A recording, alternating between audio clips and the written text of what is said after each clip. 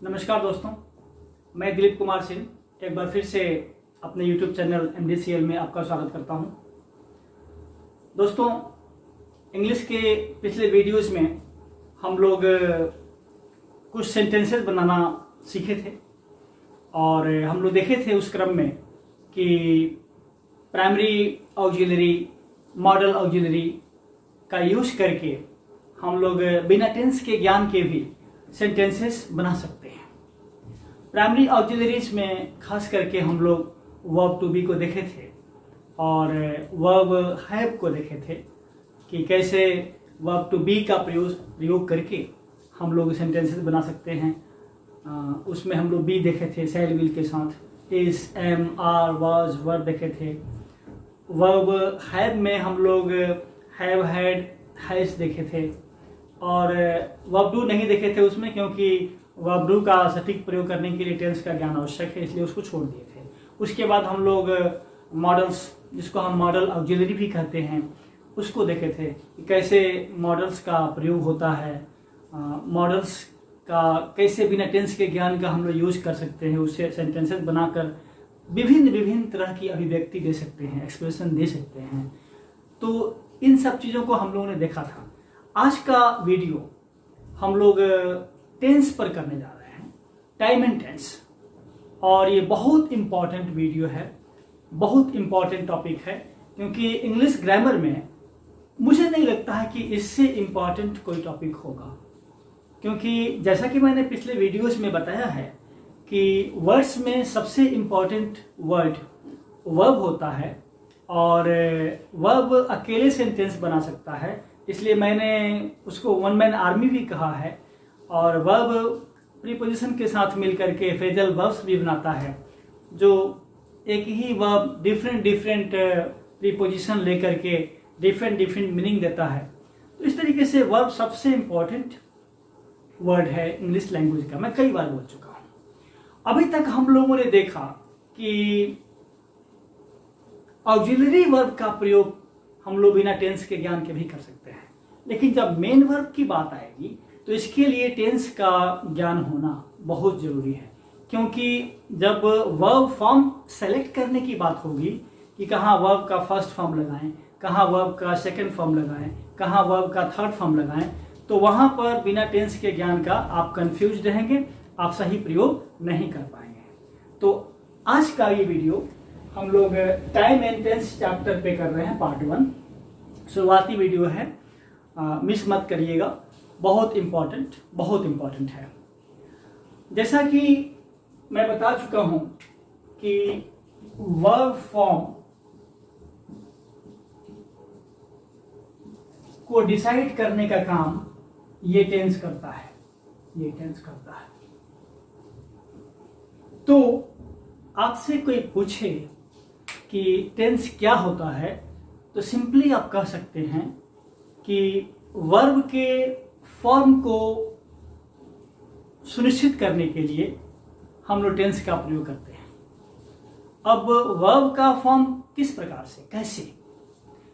Action के समय को दिखाने के लिए, कोई पार्टिकुलर एक्शन हो रहा है सेंटेंस में, तो उसका टाइमिंग क्या है, उसका टाइम क्या है, उस टाइम को दिखाने के लिए, उस समय को दिखाने के लिए हम लोग डिफरेंट वर्ब का फॉर्म लेते हैं।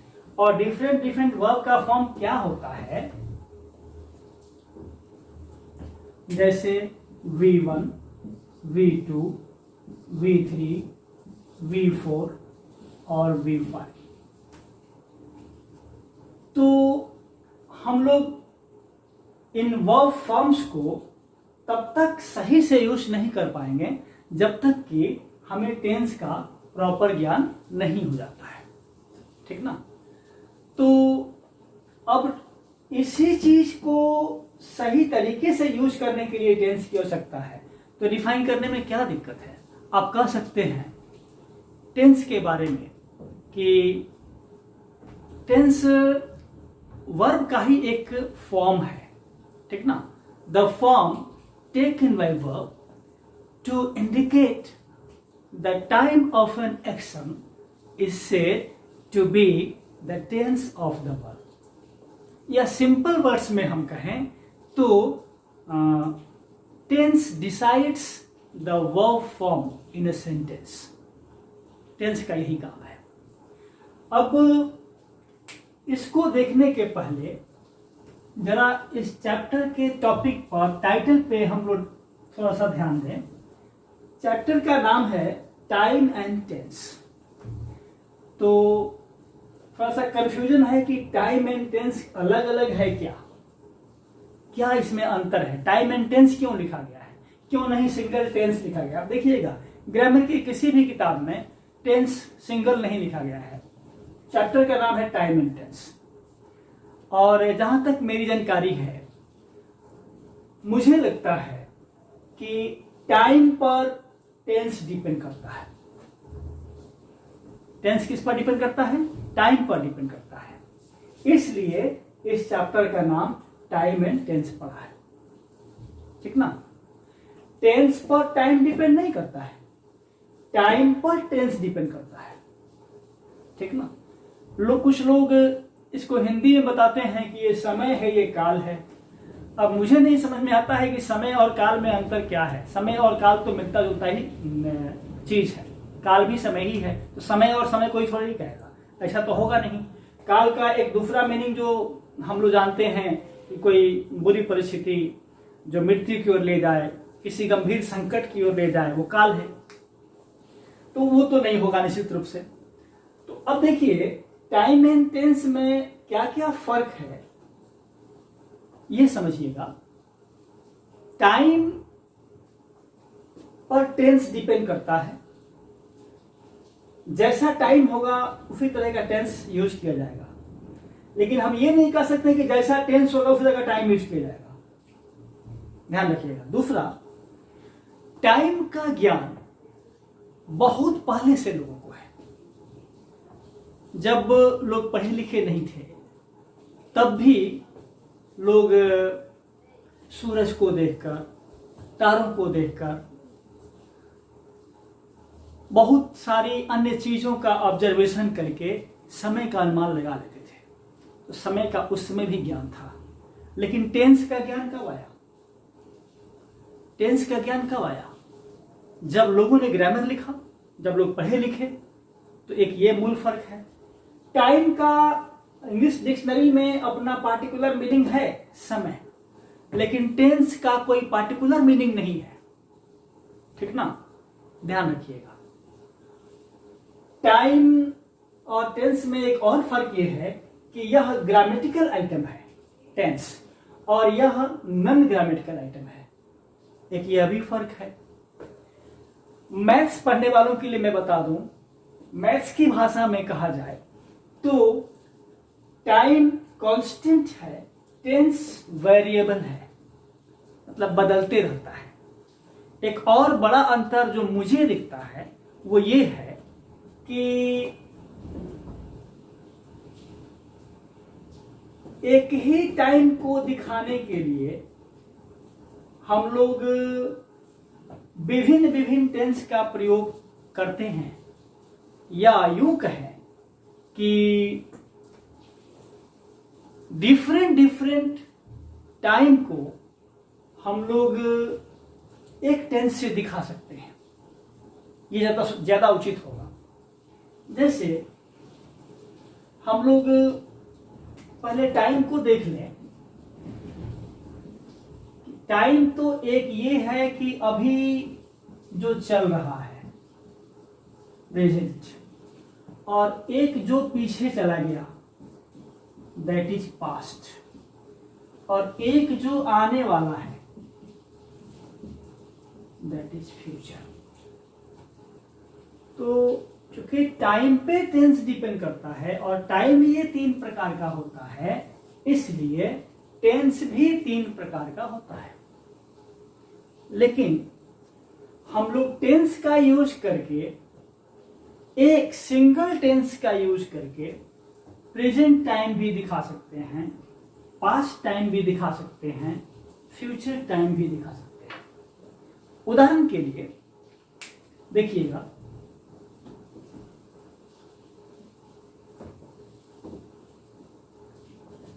प्रेजेंट टेंस में एक टेंस होता है सिंपल प्रेजेंट टेंस।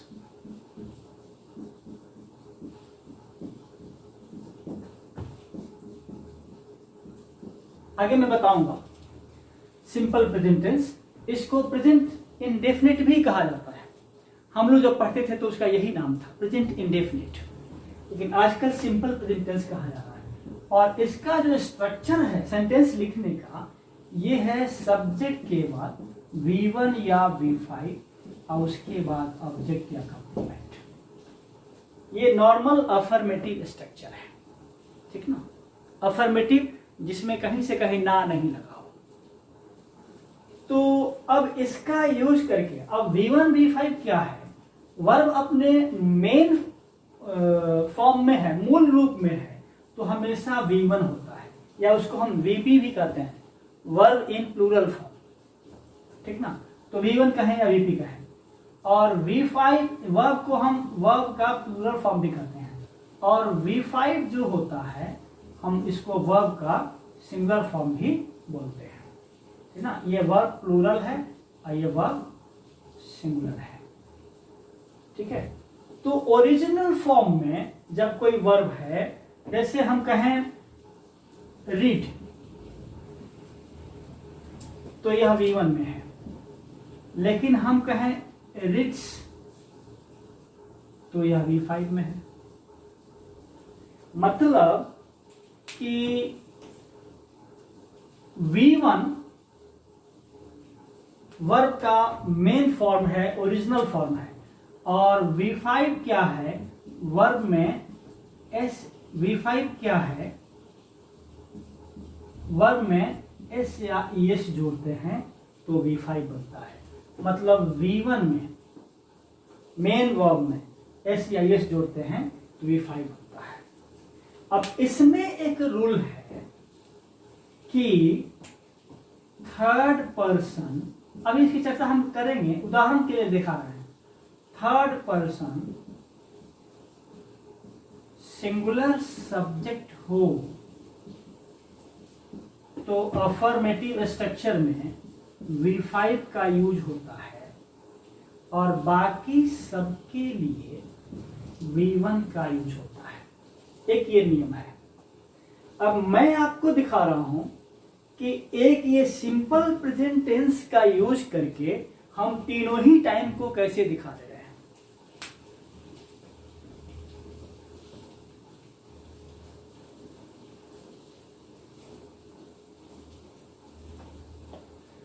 जैसे हम कहें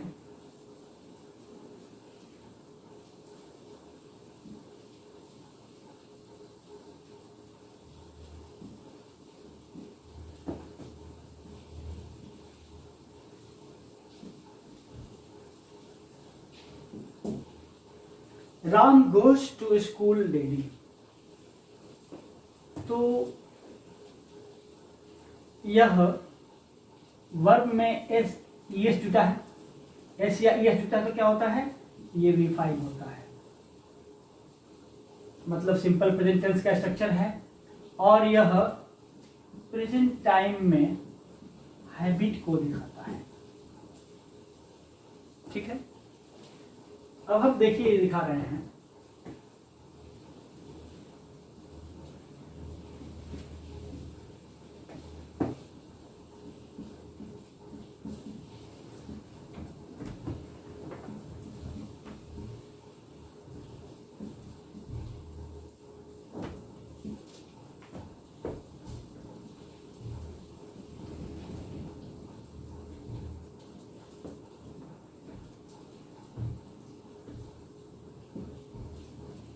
द प्राइम मिनिस्टर रिजाइन्स, हमने रिजाइन में एस लगाया है,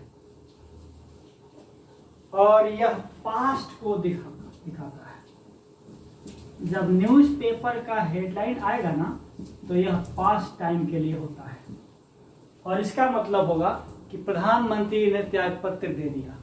resigns from his post, resigns from cabinet, जो भी कह ले, रिजाइन्स भी छोड़ सकते हैं। अब हम एक और सेंटेंस लेते हैं।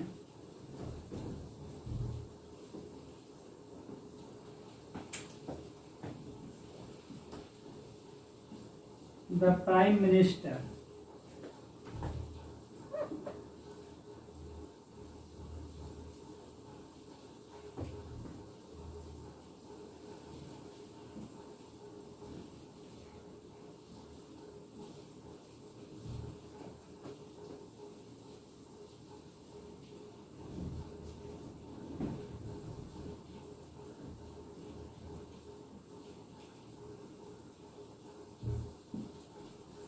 द प्राइम मिनिस्टर, पीएम मतलब प्राइम समझिएगा, prime minister, the prime minister leaves for Japan next week.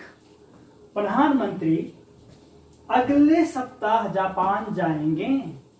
तो हमने क्या यूज किया, लीव्स, लीव में एस लगाया तो V5 हुआ।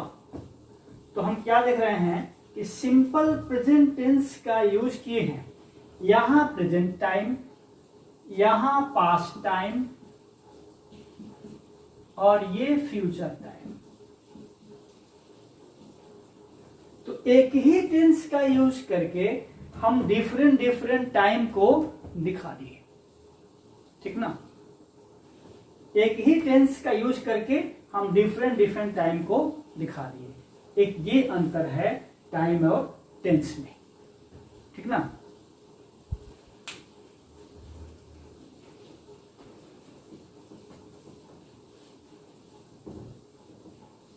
तो मेनली आप ये समझिए कि टाइम और टेंस में यही फर्क है कि टाइम पे टेंस डिपेंड करता है, टेंस टाइम पे डिपेंड करता है।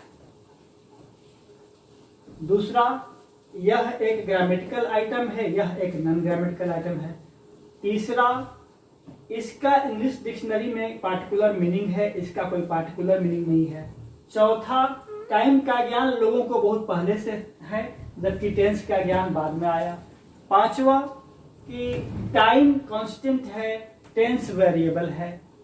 छठा, वही जो वेरिएबल और कांस्टेंट की बात हो रही है कि एक ही टेंस से हम डिफरेंट डिफरेंट टाइम को दिखा सकते हैं, ठीक ना। एक ही टेंस से हम डिफरेंट डिफरेंट टाइम को दिखा सकते हैं, लेकिन एक टाइम जो होगा उससे वही टेंस दिखेगा।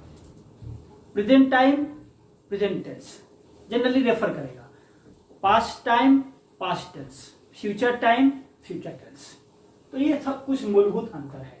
अब हम आगे बढ़ते हैं। मैंने बताया कि टेंस 3 प्रकार के होते हैं। क्यों? क्योंकि वह टाइम पे डिपेंड करता है। टाइम 3 प्रकार का होता है, इसलिए टेंस भी 3 प्रकार का होता है। अब टेंस को भी, हर टेंस को, जैसे टेंस को हम लोग 3 भाग में बांटे, प्रेजेंट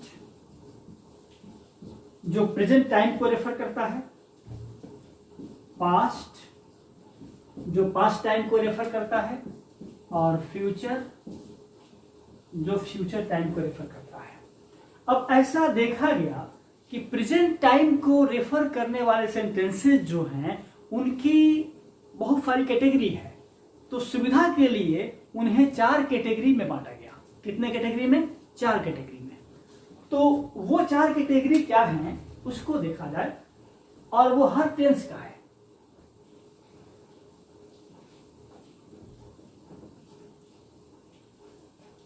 जैसे हम प्रेजेंट टेंस की बात करें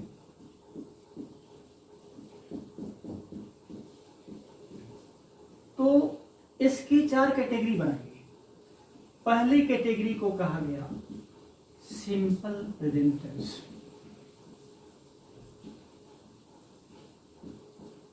सिंपल प्रेजेंट, या इसको जब हम लोग पढ़ते थे तो प्रेजेंट इंडेफिनिट कहा जाता था।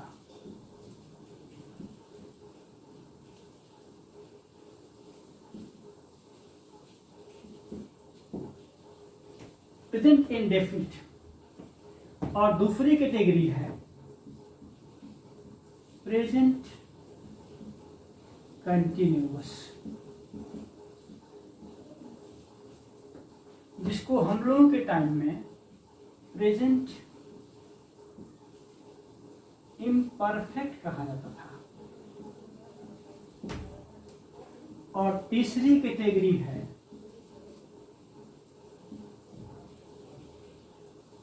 प्रेजेंट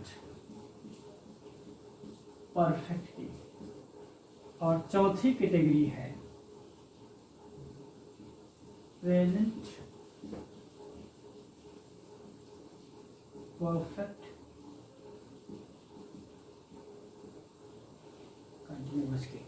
प्रेजेंट टाइम को रेफर करने वाले सेंटेंसेस का अध्ययन किया गया तो ऐसा लगा कि यदि इन्हें 4 भाग में बांट दिया जाए तो उसमें सारे सेंटेंसेस आ जाएंगे।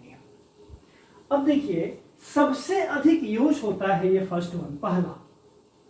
तो इसमें बहुत सारा सिंपल प्रेजेंट टेंस का जब यूज देखेंगे तो जितने हैबिचुअल एक्शंस हैं जो हैबिट को दिखाते हैं वो सिंपल प्रेजेंट में आते हैं। जितने यूनिवर्सल ट्रूथ्स हैं वो सिंपल प्रेजेंट में आते हैं। कस्टम्स एंड ट्रेडिशंस को सिंपल प्रेजेंट से दिखाया जाता है। न्यूज हेडलाइंस को सिंपल प्रेजेंट से दिखाया जाता है। कोई प्रसंगवश कोई चीज हम बात कर रहे हैं उसके लिए सिंपल प्रेजेंट को दिखाया जाता है। कोई लाइव कमेंट्री चलती है उसके लिए सिंपल प्रेजेंट का मतलब बहुत सारा यूज है, ठीक ना। किसी फैक्ट को बताने के लिए सिंपल प्रेजेंट का बहुत सारा यूज है, तो उसमें कंफ्यूजन ना हो इसलिए जो मुझे लगता है कि यदि इन तीनों का ढंग से एक बार देख लिया जाए यूज, और जो बचे उसको इसमें डाल दिया जाए तो ज्यादा आसान होगा, जहां तक मुझे लगता है। मैं इस तरीके से सोचता हूं कि यदि चूंकि इनका यूज कम है और ये बहुत क्लियर है, बहुत ज्यादा यूज नहीं है, तो इनको आसानी से सीखा जा सकता है। लेकिन इसका यूज बहुत ज्यादा है सिंपल प्रेजेंट का, तो एक तो ये तरीका है कि सारे यूसेस को जाना जाए, अन्यथा इन तीनों को जान लिया जाए और जो बचे उसको इसमें डाल दिया जाए। 4 ऑप्शन है, ए बी सी मालूम है कि नहीं होगा तो डी तो होगा ही ना। तो ये तरीका है। अब पहले इसको जानिए। मेनली हम बता रहे हैं प्रेजेंट कंटिन्यूअस का यूज जो होता है ना, प्रेजेंट टाइम के वैसे चीज को दिखाना होता है जो बोलने या लिखने के समय में कंटिन्यू रहता है, जारी रहता है।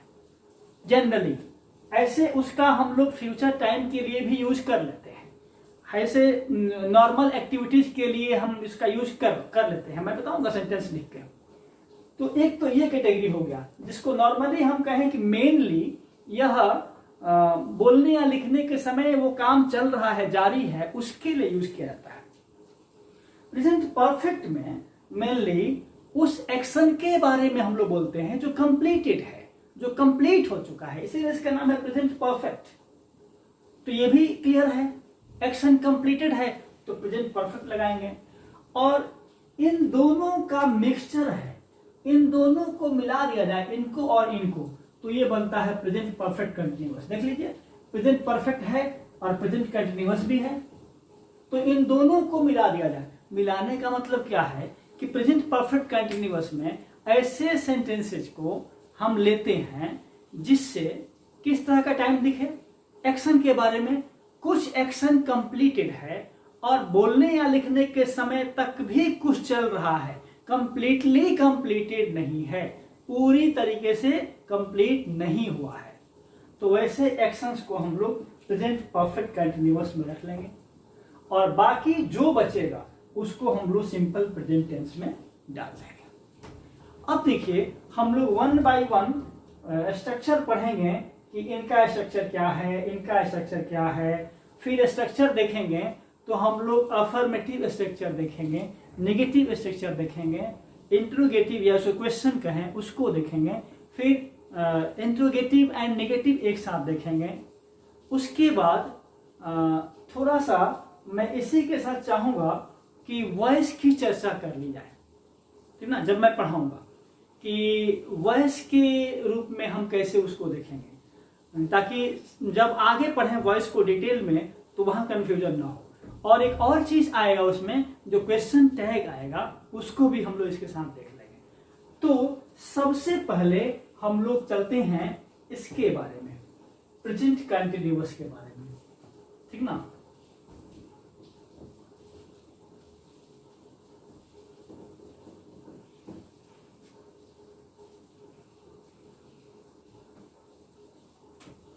मैं उदाहरण दे करके सिंपल प्रेजेंट के हर तरह के सेंटेंस को लिखूंगा। जैसे मैंने बताया कि हैबिचुअल एक्शन के लिए, यूनिवर्सल ट्रूथ के लिए, फैक्ट्स के लिए, कस्टम ट्रेडिशंस के लिए, लाइव कमेंट्री के लिए, न्यूज हेडलाइन के लिए, बहुत सारा। लेकिन पहले ये देखते हैं आसान वाला।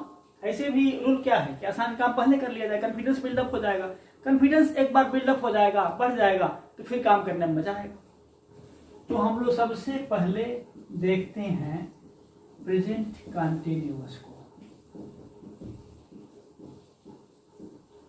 प्रेजेंट कंटिन्यूअस टेंस, इसके बारे में हमने क्या बताया कि इसका 3 यूज है मेनली, और सबसे मेन जो यूज है वो ये है कि यह कैसे समय को दिखाता है कि बोलने या लिखने के समय में वो काम चल रहा है। जैसे मैं पढ़ा रहा हूं, आप पढ़ रहे हैं, ठीक ना, इस तरह के सेंटेंसेस में हम लोग यूज करते हैं। इसका स्ट्रक्चर हम लोग देखेंगे अफर्मेटिव,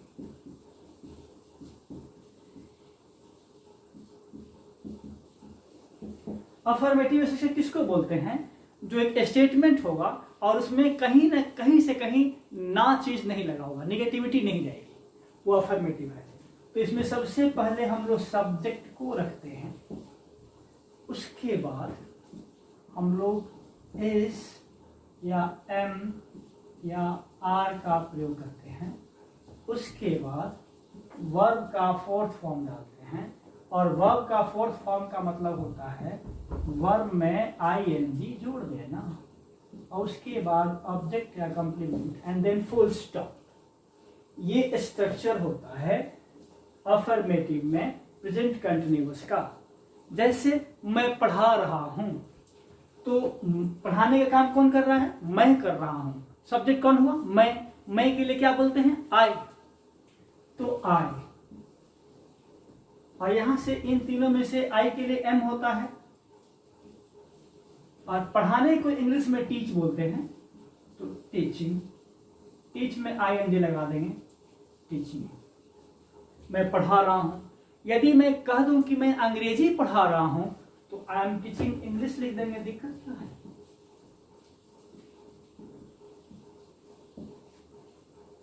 तो ये ऑब्जेक्ट हो जाएगा। ये नहीं लिखे तो केवल सब्जेक्ट रहेगा और वर्ब रहेगा, आई एम टीचिंग इंग्लिश।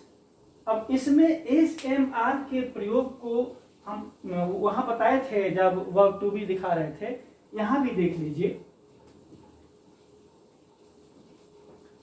कि एम का प्रयोग तो बस केवल आई के लिए लिमिटेड है।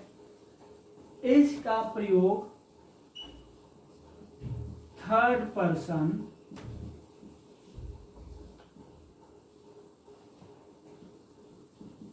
सिंगुलर सब्जेक्ट के लिए होगा। इसका प्रयोग कहां होगा? 3rd पर्सन सिंगुलर सब्जेक्ट के लिए। और आर का प्रयोग कहां होगा? बाकी सबके लिए, जो बच जाए बाकी सबके लिए।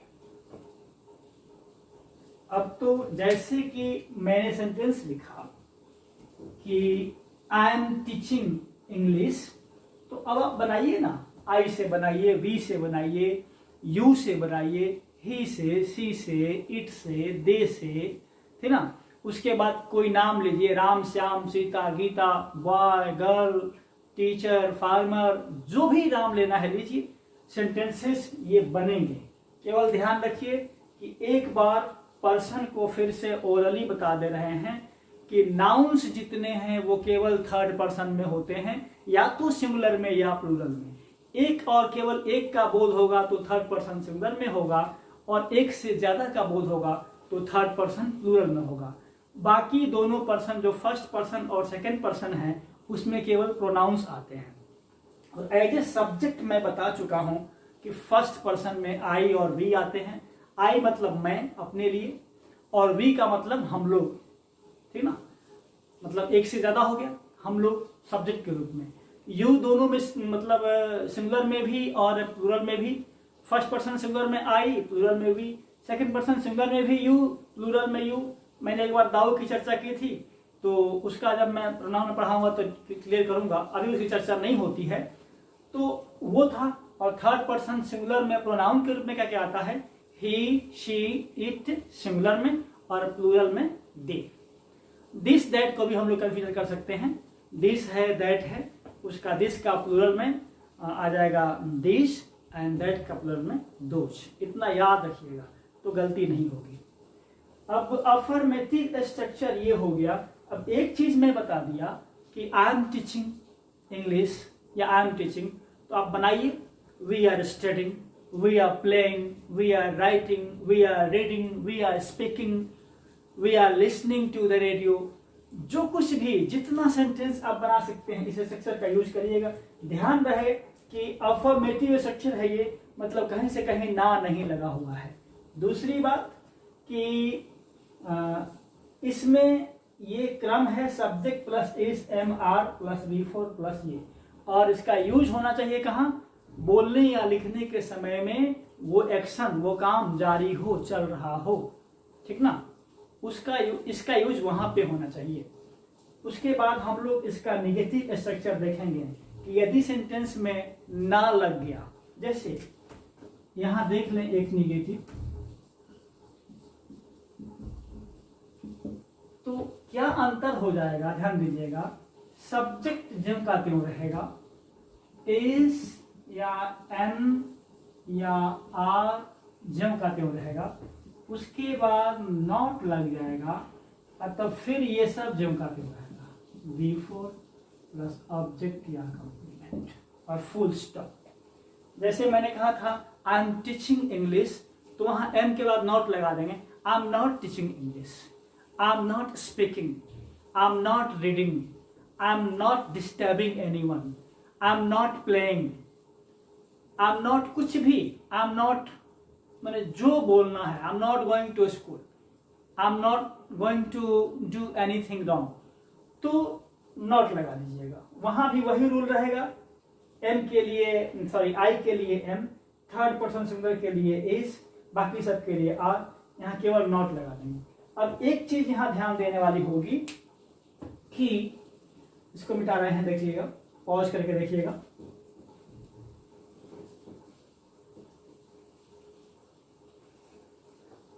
हम लोग इज नॉट को एजेंट भी लिखते हैं,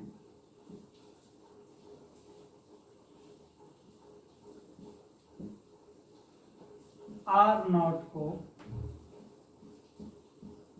ऐसे आर पूरा नहीं पढ़ाता है, हम लोग की आदत बिगड़ी हुई है, आरंट भी लिखते हैं, और एम नॉट को भी आरंट लिखते हैं। एमेंट मैक्सिमम ग्रामेरियंस का मानना है कि एमेंट नहीं होता है, इसलिए विवाद में कौन पड़े।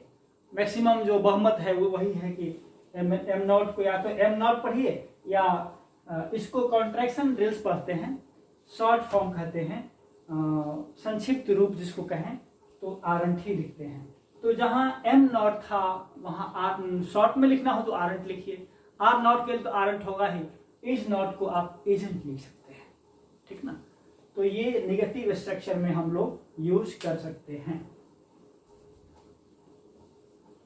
अब वीडियो बहुत ज़्यादा लंबा ना हो, इसका ध्यान रखते हुए हम लोग अगले वीडियो में इसका interrogative form, interrogative negative form, और उसी समय में थोड़ी सी चर्चा करेंगे पैसिव की, और ये भी देखेंगे कि एक्शन जो जारी है बोलने या लिखने के समय में, उसके अलावे किस किस सेंस में प्रेजेंट कंटिन्यूअस टेंस का यूज किया जाता है। तो आज के लिए इतना ही, जय हिंद।